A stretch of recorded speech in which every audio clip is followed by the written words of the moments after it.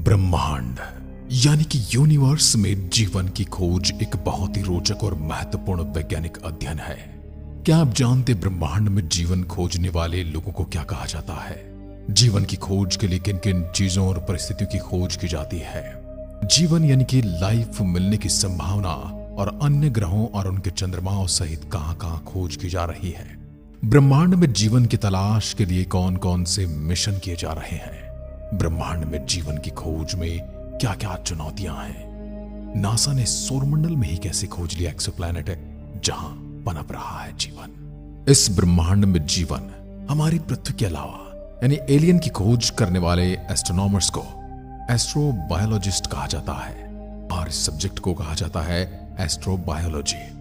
इस अध्ययन का मुख्य उद्देश्य यह समझना है कि ब्रह्मांड यानी कि यूनिवर्स में जीवन यानी कि लाइफ कहां और कैसे हो सकता है।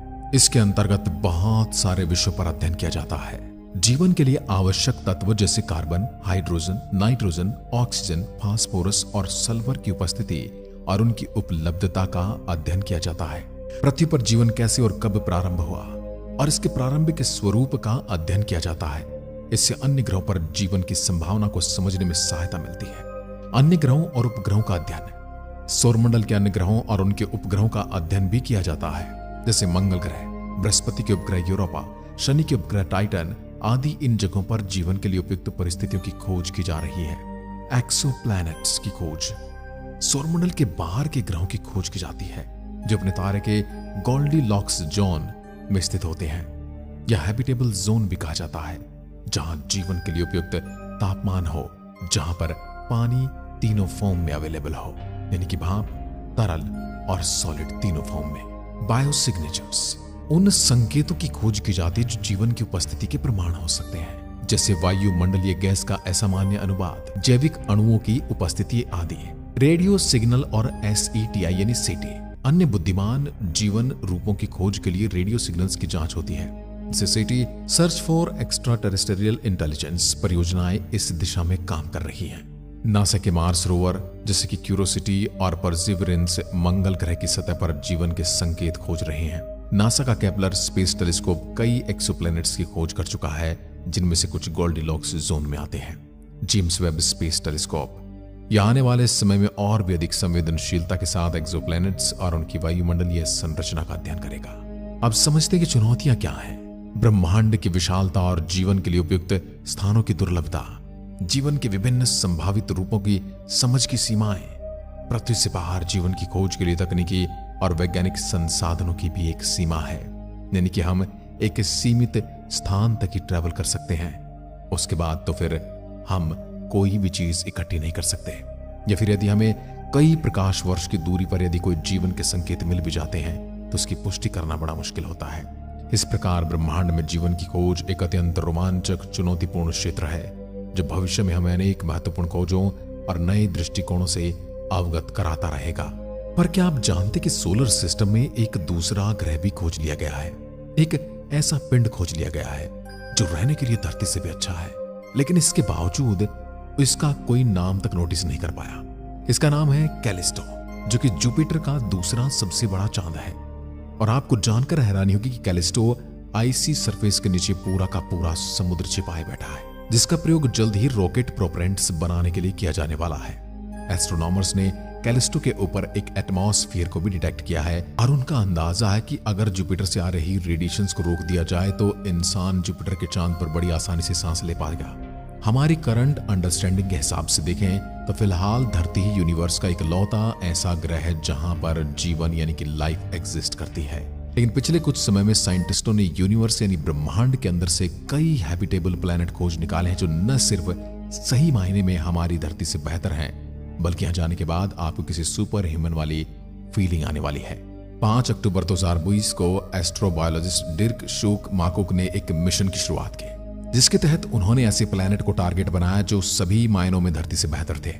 और आपको यकीन नहीं होगा कि उन्हें ऐसे प्लैनेट भी मिल चुके हैं, एक या दो नहीं बल्कि पूरे के पूरे 24। इन सुपर हैबिटेबल प्लैनेट की खोज करने के लिए माकुक और उनकी टीम ने एक अलग ऑब्जर्वेशन करने की सोची और इसके लिए उन्होंने क्राइटेरिया की एक लिस्ट बनाई।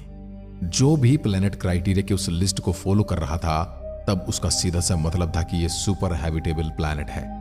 जब भी कोई प्रॉपर प्लैनेटरी सिस्टम मिलता तब उसमें सबसे पहला काम होता कि वो प्लैनेट और उसके को स्टार के बीच की दूरी को मेजर करना, क्योंकि इससे हमें पता चलता है कि वो प्लैनेट अपने हैबिटेबल जोन में है या नहीं। अगर है तो उसमें कितना वाटर परसेंटेज होगा। हैबिटेबल प्लैनेट खोजने की अगर क्राइटेरिया की बात की जाए तो size and mass of planet, क्योंकि किसी भी प्लैनेट का मास और साइज लाइफ को इवॉल्व होने में सुपर इन्फ्लुएंस कर सकता है।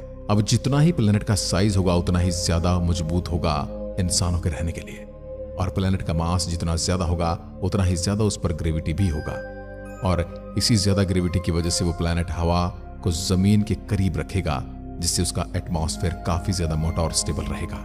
साइज और मास वाले क्राइटेरिया के बाद हम बात करेंगे उस क्राइटेरिया की, यानी टेम्परेचर की, जिसमें इन प्लैनेट्स का तापमान धरती से 5 डिग्री सेल्सियस ऊपर या नीचे हो सकता है, क्योंकि धरती के मिडल वाले एरिया को ट्रॉपिकल रीजन में पनप रहे माइक्रोब्स इसी तरह के एक्सट्रीम टेम्परेचर में सरवाइव करते हैं।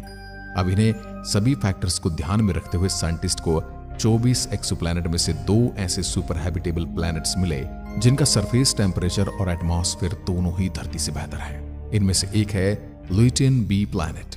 इस प्लैनेट को 2017 में पहली बार ऑब्जर्व किया गया था। तब पता चला इस पर न सिर्फ पानी है बल्कि किसी भी लाइफ फॉर्म के जिंदा रहने के लिए सभी जरूरी चीजें हैं, जैसे कि हाइड्रोकार्बन, अमीनो एसिड की भारी मात्रा मौजूद है। यह प्लैनेट इंसानों के रहने के लिए इतना अच्छा है कि रिसर्च के मुताबिक इसकी परफेक्शन के पीछे किसी एलियन का हाथ बताया जाता है। और इसी पॉसिबिलिटीज को देखते हुए अक्टूबर 2017-18 में मेडी नाम की ऑर्गेनाइजेशन ने इस प्लैनेट पर कई मैसेज भेजे हैं, जिसमें एक मैसेज में अलग अलग इंस्ट्रूमेंट्स की आवाज और दूसरे मैसेज के अंदर यूनिवर्स में हमारी लोकेशन का साइंटिफिक ट्यूटोरियल है, जिससे कि अगर ल्यूटन बी पर इंटेलिजेंट लाइफ हुई तब हमें इसके बारे में एक न एक दिन जरूर पता चल जाएगा। अगला सुपर हैबिटेबल एरिया है ट्रैपिस्ट स्टार सिस्टम। कहते हैं कि धरती के रेगिस्तान में जितनी मिट्टी के कण हैं उतने ही तारे हमारे पूरे ब्रह्मांड में मौजूद हैं। अगर तारे इतने सारे तो सोचिए प्लैनेट्स कितने होंगे, और इतने अरबों खरबों प्लैनेट्स में सिर्फ हमारी धरती पर ही जीवन एग्जिस्ट करता है। ऐसा होना तो लगभग नामुमकिन सा लगता है। हम इस ब्रह्मांड में अकेले हैं, ये कैसे हो सकता है? हमारी धरती के करीब 39 प्रकाश वर्ष दूर एक ऐसा स्टार सिस्टम मौजूद है जहां 2 नहीं बल्कि 7 धरती जैसे प्लैनेट्स अपने स्टार का चक्कर लगा रहे हैं, और इसमें से 3 प्लैनेट्स अपने हैबिटेबल जोन में ऑर्बिट कर रहे हैं। ट्रैपिस्ट 1 नाम के स्टार सिस्टम की डिस्कवरी पहली बार साल 2017 में की गई। उसके प्लैनेट्स धरती से भी ज्यादा पुराने हैं, यानी इन ग्रहों पर जो भी जीवन होगा वो हमारी धरती के जीवन से पूरी तरह से एडवांस होगा। लगभग 3 बिलियन साल तक ऑलरेडी डेवलप कर गए होंगे। अब सभी प्लैनेट्स बृहस्पति ग्रह के साइज जितने एक टाइनी रेड स्टार का चक्कर लगा रहे हैं, पर स्टार हमारे सूरज के मुकाबले में काफी ठंडा है। ये प्लैनेट्स अपने ऑर्बिट पर टाइटली लॉक्ड भी हैं, यानी इनकी एक साइड स्टार को फेस करते हुए हमेशा गर्म रहती है और दूसरी साइड इसका उल्टा ठंडा रहता है और खुद अपने एक्सिस पर चक्कर नहीं लगाती। अगर ये सभी कंडीशन सही रही तो ठंड और गर्मी वाले रीजन के बीच में एक ऐसी पतली सी स्ट्रिप एरिया होगी जहां जीवन आराम से पनप सकता है। वैसे ट्रैपिस्ट सोलर सिस्टम में प्लैनेट्स एक दूसरे के इतने ज्यादा करीब हैं, अगर आप इनमें से किसी एक पर भी खड़े होकर आसमान में देखेंगे तो आपको स्टार सिस्टम के बाकी प्लैनेट्स अपने चारों ओर घूमते नजर आ जाएंगे। TOI star system. इस स्टार सिस्टम में 2 प्लैनेट्स इसके हैबिटेबल जोन में आते हैं, जो कि जी TOI 700d और TOI 700e। ये दोनों ही एक्सोप्लैनेट का मास हमारी धरती के जैसा ही है।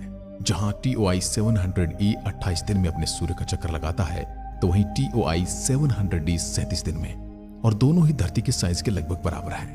अगर इन दोनों प्लैनेट्स पर एक ही तरह का एटमॉस्फेयर हुआ तब इनका तापमान हमारी धरती से भी ज्यादा होगा और उनकी हैबिटेबिलिटी के लिए एक गेम चेंजर है। साइंटिस्टों ने पाया कि TOI 700d पर बहुत से प्लैनेट मौजूद हैं, और अगर किसी दिन हम यहां पहुंच गए तब तो लाइफ फॉर्मिंग प्लैनेट्स हमारी धरती के जैसा ही होगा। जो सुपर हैबिटेबल प्लैनेट्स होंगे वो काफी पुराने होंगे और साथ ही उसका साइज काफी बड़ा और टेम्परेचर वार्म, और धरती के मुकाबले वहां ज्यादा नमी होगी। ये प्लैनेट्स ऐसे स्टार को ऑर्बिट कर रहे होंगे जो हमारे सूरज से भी ज्यादा पुराने हैं, और इनका लाइफ स्पैन भी सूरज से लंबा होगा। ऐसा माना जाता है कि हमारा सूरज कई 10 बिलियन साल तक एग्जिस्ट करेगा, और जब बात धरती पर मौजूद जीवन की आती है तब धरती पर कॉम्प्लेक्स लाइफ फॉर्म होने में करीब 4 बिलियन साल लगे। हालांकि कुछ स्टार ऐसे हैं जिनकी लाइफ हमारे सूर्य से भी ज्यादा लंबी है, जिसके चलते इनके प्लैनेट्स पर लाइफ को इवॉल्व होने में ज्यादा समय मिल जाता है। तब सवाल यह आता है, यहाँ एलियन लाइफ को कैसे ढूंढा जाए? फिलहाल हमारे लिए एलियन लाइफ को ढूंढना बिल्कुल भी आसान नहीं है। KOI प्लैनेट्स, ये दोनों प्लैनेट्स का नाम है। KOI 5715.01 और KOI 5554.01। अब ये दोनों ही लाइफ के इवोल्यूशन के लिए एकदम सही हैं। पहले प्लैनेट KOI 5715.01 का सरफेस टेम्परेचर धरती के मुकाबले सिर्फ 2.4 डिग्री सेल्सियस ही कम है, लेकिन साइज में धरती से 8 गुना बड़ा है। इसका मतलब लैंड सरफेस एरिया और ग्रेविटी धरती से काफी ज्यादा होगी। अब अगर पानी की बात करें तो इसके खुद के सूरज और प्लैनेट के बीच की दूरी के मुकाबले यहां बहुत सारा पानी मौजूद तो जरूर होना चाहिए। दूसरे, प्लैनेट का तापमान 27 डिग्री सेल्सियस है, जो कि आपको AC में रहने वाली फीलिंग देगा। अब यहां जमीन के टेक्टोनिक प्लैनेट्स की हलचल की वजह से नाइट्रोजन साइकिल लगातार चलती रहती है। अब आपको लगेगा कि नाइट्रोजन से लाइफ इवॉल्व थोड़े होगा। हम में से ज्यादातर लोगों को लगता है कि धरती पर ऑक्सीजन का ज्यादा होना बहुत जरूरी है, लेकिन सच तो यह है कि धरती पर सबसे ज्यादा नाइट्रोजन ही है। यहां तक कि हवा में 78% सिर्फ नाइट्रोजन ही है, और यही नाइट्रोजन प्रोटीन और DNA जैसी केमिकल फॉर्म में कन्वर्ट होती है और हम इंसानों के रहने के लिए आइडियल स्टेशन पैदा करती है। टी गार्डन भी, इसको सुपर अर्थ भी कहा जाता है। यह अब तक खोजा गया मोस्ट अर्थ लाइक प्लैनेट है, और अगर इसका एटमॉस्फेयर बहुत हद तक धरती जैसा हुआ तब इसका सरफेस टेम्परेचर भी करीब 28 डिग्री सेल्सियस जितना ही होगा। हम इंसानों के रहने लायक है, और इस प्लैनेट का सूरज भी हमसे सिर्फ 12.4 प्रकाश वर्ष की दूरी पर है। धरती से 1800 प्रकाश वर्ष दूर सिग्नस कॉन्स्टेलेशन में एक ऐसा ही एक्सोप्लैनेट है, केपलर 452b। यह एक्सोप्लैनेट 85 दिनों में अपने स्टार के चारों ओर रिवॉल्व करता है, और इसका एवरेज टेम्परेचर करीब 1.6 डिग्री सेल्सियस है। वैज्ञानिक कहते हैं कि इसके सरफेस पर लिक्विड वाटर एग्जिस्ट करता है, और शायद यहाँ पर हम जैसे जिंदा जीव रह रहे होंगे, पर इसी ग्रेविटी हमारे सपने को तोड़ देती है। केपलर 452b धरती से 60% ज्यादा मैसिव है, जिसके कारण इसकी ग्रेविटी काफी ज्यादा है। अब इतनी हाई ग्रेविटी में जीवों का जमीन पर रहना बिल्कुल भी पॉसिबल नहीं होगा, लेकिन इसके एटमॉस्फेयर की हाई डेंसिटी को देखते हुए पॉसिबिलिटीज हैं कि हवा में उड़ने वाले जीवों की भरमार हो। अगर हम इंसान इस एक्सोप्लैनेट पर जाते हैं तो वह न कर पाए, क्योंकि इसका एक्स्ट्रा ग्रेविटी के कारण हमारी हार्ट बीट डबल स्पीड से चलेगी। हार्ट बीट डबल स्पीड से चलने की वजह से स्ट्रोक आने का खतरा बढ़ जाएगा। हो सकता है कि हमारी आने वाली पीढ़ी जो वहां पर पैदा हो वो वहां के एटमॉस्फेयर में ढल जाए और वो हमसे बेहतर जीवन जी पाए। ग्लीज 667 CC ये धरती से 24 प्रकाश वर्ष दूर स्कॉर्पियो कॉन्स्टेलेशन में मौजूद है, और ट्रिपल स्टार सिस्टम वाले रेड ड्वार्फ के अराउंड रिवॉल्व करता है। हमारे घेरे से 1.5 गुना ज्यादा वजनी ये अपने स्टार के टाइडली लॉक्ड है। इसी वजह एक साइड हमारे स्टार की ओर रहती है और दूसरी साइड पर रोशनी का नामो निशान नहीं पहुंचता। इसका नतीजा यह होता है कि एक और रेगिस्तान और बहुत ज्यादा गर्मी होती है, तो दूसरी ओर साल भर अंटार्कटिका की तरफ बर्फ जमी रहती है। ये दोनों साइड जिस लाइन पर मिलती हैं उसे ट्विलाइट जोन कहा जाता है, और यहाँ पर तापमान रहने लायक हो सकता है, और यहाँ लिक्विड वाटर की प्रेजेंस भी पॉसिबल है। अब क्या हम इंसान ग्लीज 667 CC के ट्विलाइट जोन में रह सकते हैं? इसका जवाब हाँ भी है और नहीं भी। अगर कुछ दिन की बात हो तो हम इंसान आराम से रह सकते हैं, लेकिन ये एक्सोप्लैनेट अपनी यूनिक ऑर्बिट के कारण टाइडली हीटिंग शो करता है। ग्रेविटेशनल एनर्जी थर्मल एनर्जी में कन्वर्ट हो जाती है, जिससे प्लैनेट के इंटीरियर हीट होता है और वोल्केनोज और गीजर एक्टिव हो जाते हैं। इस कारण से सरफेस का तापमान अचानक से बहुत हाई चला जाता है और हम इंसान इतने तापमान में सरवाइव न कर पाए। साल 2005 में साइंटिस्टों के पास सैटर्न के मून टाइटन से एक सिग्नल आता है, जो इस बात की ओर इशारा करता है कि हमारे सोलर सिस्टम में हम इंसानों के अलावा भी कोई और एलियन लाइफ मौजूद है। इस सिग्नल में कुछ ऐसा था जिससे साइंटिस्ट को टाइटन पर वाटर, हाइड्रोजन, मीथेन और नाइट्रोजन साइकिल होने के सबूत मिले। और ये सारी चीजें कोई नॉर्मल बात नहीं है, क्योंकि चीजें वही हैं जिनके कारण आज धरती पर जीवन है। और यही कारण है कि वैज्ञानिकों का कहना है कि टाइटन पर भी 100% कोई न कोई लाइफ जरूर है। अब सवाल ये उठता है, आखिर उस सिग्नल में ऐसा क्या है जो साइंटिस्ट इतना श्योर हो गए कि टाइटन पर कुछ न कुछ जरूर चल रहा है। टाइटन पर जीवन की खोज की शुरुआत साल 1944 में शुरू हो गई थी। उस समय Dutch American astronomers Gerard Kuiper Titan पर जीवन की खोज कर रहे थे, और इसी दौरान उन्होंने देखा टाइटन का एटमॉस्फेयर धरती पर रहने वाले जीवों के लिए बिल्कुल आइडियल है। 15 अक्टूबर 1997 को टाइटन पर खोज के लिए कैसिनी ह्यूजेंस प्रोब लॉन्च किया गया। यह प्रोब धरती से सही सलामत लॉन्च हुआ था, लेकिन जैसे ही टाइटन के एटमॉस्फेयर में पहुंचा तो इसमें कुछ फ्रीक्वेंसी आना शुरू हो गई। वैज्ञानिकों को लगा यह फ्रीक्वेंसी कुछ दिक्कतों की वजह से आई होगी, इसलिए खुद ही जनरेट हो रही होगी, जबकि ये फ्रीक्वेंसी प्रोब जनरेट नहीं कर रहा था, बल्कि टाइटन के एटमॉस्फेयर से अपने आप जनरेट हो रही थी। इसके पीछे वैज्ञानिक दो कारण मान रहे थे, या तो टाइटन का एटमॉस्फेयर ये फ्रीक्वेंसी जनरेट कर रहा था, या फिर वहां मौजूद किसी दूसरी एलियन लाइफ के कारण ये सब हो रहा था। अब प्रोब जब टेस्टिंग के लिए टाइटन की जमीन पर उतरा तो वहां उसे कुछ अजीब दिखाई दिया। जब उसने टाइटन की मिट्टी की केमिकल टेस्टिंग की तो पाया गया कि टाइटन के एटमॉस्फेयर में हाइड्रोजन फॉर्मेशन तो होता है और ये पूरे एटमॉस्फेयर में डिस्ट्रीब्यूट भी हो रहा है, लेकिन जहां से हाइड्रोजन अपने हल्के वेट के कारण एटमॉस्फेयर में रहना चाहिए वहां से गायब हो रहा है। हैरान करने वाली बात इसलिए है क्योंकि हमारी धरती पर कुछ ऐसी स्पीसीज हैं वो धरती से हाइड्रोजन खींचकर जिंदा रहती हैं, और अगर इसे टाइटन पर देखें तो टाइटन पर भी यही हो रहा है। टाइटन पर भी लाइफ है, हालांकि लाइफ ऑक्सीजन पर नहीं बल्कि मीथेन पर सरवाइव करती है। टाइटन पर लाइफ है या नहीं, इसको लेकर वैज्ञानिक श्योर नहीं है, पर आता है कमेंट में लिखकर जरूर बताइए। एक बार फिर मिलते हैं, तब तक के लिए नमस्कार, जय हिंद, जय भारत।